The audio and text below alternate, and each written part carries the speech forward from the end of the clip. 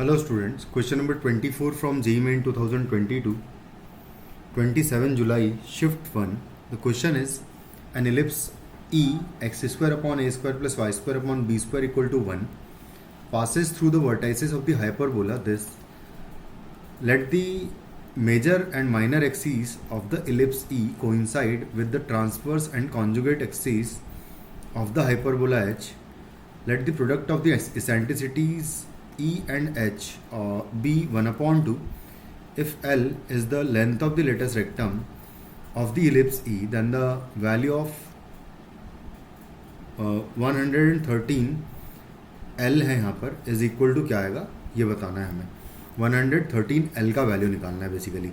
तो देखो यहाँ पर सबसे पहले हम लोग क्या करेंगे कि इसका वर्टाइसेस निकालेंगे. इसका वर्टेक्स अगर देखें तो ये एक कुछ इस तरीके का हाइपरबोला है जिसका कि transverse and conjugate transverse axis basically Y axis है एंड कॉन्जुगेट एक्सिस जो है वो एक्स एक्सिस है. तो ये जो वर्टेक्स आ रहे हैं इसके ये होंगे 0,-8 एंड ये वर्टेक्स होगा 0,8. तो बेसिकली इनसे पास होने वाला जो एलिप्स है उसका इक्वेशन हमें निकालना है. कुछ इस तरीके से आ रहा है ये एलिप्स, क्योंकि जो एलिप्स है उसका ट्रांसवर्स एक्सिस इसके साथ में transverse axis of ellipse transverse axis of hyperbola और मेजर एक्सिस ऑफ एलिप्स जो है सेम है and minor axis of ellipse and conjugate axis of hyperbola same है. तो यानी कि इस तरीके से कुछ वर्टिकल एलिप्स होगा बेसिकली. तो यहाँ पर अगर इस एलिप्स की इक्वेशन अगर ये है तो बेसिकली यहाँ से हमें पता लगेगा B is greater than A होगा.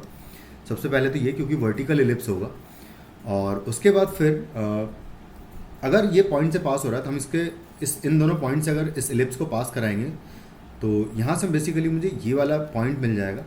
तो अगर ये वाला पॉइंट मिल जाएगा एलिप्स का तो यहाँ पर बेसिकली हमें B स्क्वायर का वैल्यू मिल जाएगा और कंपेयर करने पर B स्क्वायर जो है 64 आ जाएगा, क्योंकि B का वैल्यू अगर इन पॉइंट से ये भी पास हो रहा है एलिप्स तो 0,8 जो है इसे पास कराएंगे इसे तो यहाँ से B स्क्वायर का वैल्यू 64 हमें मिलेगा. B स्क्वायर 64 आ गया. अब मुझे A स्क्वायर का वैल्यू चाहिए. यहाँ पर उसने कहा है कि दोनों की इसेंट्रिसिटीज़ का जो मल्टीप्लिकेशन है वो 1/2 है. तो दोनों की इसेंट्रिसिटी अगर निकाले, सबसे पहले एलिप्स की इसेंट्रिसिटी अगर निकालूँ मैं तो आएगी √1 माइनस एक्सिस का square divided by major axis का स्क्वायर करूँगा. Semi minor axis and semi major axis का स्क्वायर कुछ इस तरीके से लिखेंगे. और B स्क्वायर का वैल्यू मुझे 64 पता है ऑलरेडी, तो यहाँ पर मैं पुट कर दूंगा अगर तो आएगा √1 minus A square upon 64 and H का वैल्यू निकालेंगे हाइपरबोला की इसेंट्रिसिटी. तो हाइपरबोला की eccentricity will be equal to √1 plus 49 upon 64 आ जाएगा. यहाँ से 49 A square upon B square आ जाएगा कुछ इस तरीके से, क्योंकि ये भी एक वर्टिकल एक ऐसा कॉन्जुगेट हाइपरबोला है बेसिकली ये. तो कुछ इस तरीके से इसकी इसेंट्रिसिटी आ जाएगी. इसको ऐड कर दूंगा 49 प्लस 64 प्लस 49 करेंगे अगर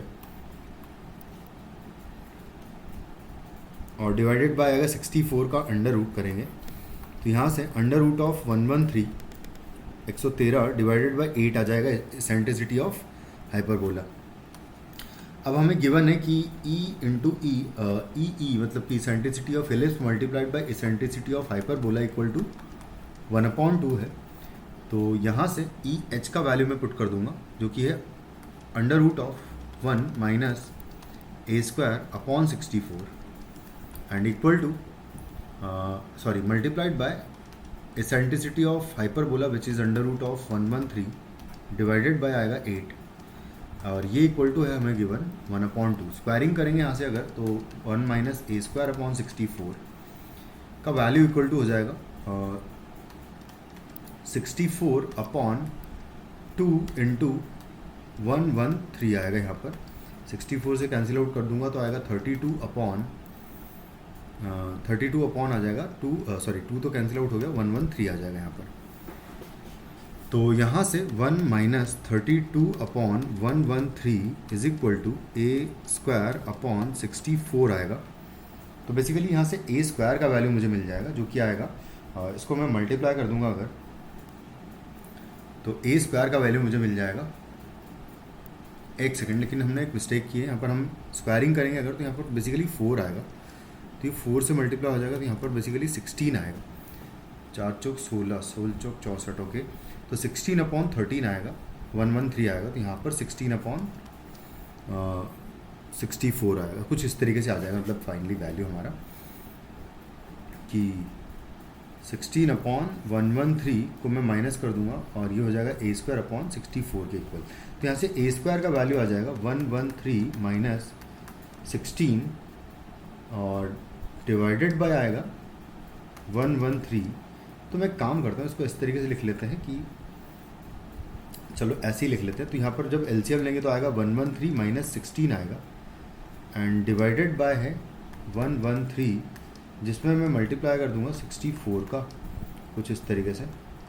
तो यहाँ से आप कैलकुलेट करूँगा तो 97 बेसिकली हो जाएगा। ये 97/113 है और मल्टीप्लाइड बाय 64 वैल्यू आई है हमारी a² की वैल्यू। अब उसने कहा है कि a का वैल्यू आ गया, a² का वैल्यू बेसिकली। तो लेंथ ऑफ लेटेस्ट रेक्टम निकाल लेंगे हम लोग यहाँ से। तो length of latus rectum of ellipse अगर देखेंगे तो आएगा 2a² b आएगा। यहाँ पर b का वैल्यू 8 पुट कर दूंगा मैं, तो 2/8 मल्टीप्लाइड बाय a² का वैल्यू जो हमने निकाला है अभी, तो वो आ जाएगा 97 and divided by 113 multiplied by 64 आएगा। इसको मैं कैंसिल आउट कर दूंगा तो ये 4 टाइम्स कैंसिल आउट हो जाएगा। 4 से मैं 64 को 16 टाइम कैंसिल आउट कर दूंगा। और ये L जो है आपको गिवन है कि लेंथ ऑफ लेटेस्ट रेक्टम अगर L है तो आपको 113 L का वैल्यू निकालना था, तो इसको मैं क्रॉस मल्टीप्लाई कर दूंगा उधर। तो 113 L will be equal to 97 and into आएगा 16। तो बस इसको मल्टीप्लाई कर लेता हूँ मैं। तो 97 मल्टीप्लाइड बाय 16 करेंगे तो 7×42 4 और नामचिंग 54 54 27 का डबल 54 प्लस 4 करेंगे तो 8 आ जाएगा यहाँ पर और 5 इज़ कैरी। तो बेसिकली 58 ही लिख दूंगा यहाँ पर और फिर 1 से मल्टीप्लाई, तो यहाँ पर 7 आएगा, 7 और 9 आएगा यहाँ पर। तो इसको ऐड करूँगा तो यहाँ पर 2 5 और 9 और 5 14 और 1 15, तो 1552 बेसिकली हमारा आंसर हो जाएगा इस क्वेश्चन का। So the answer of this question is 1552. Thank you.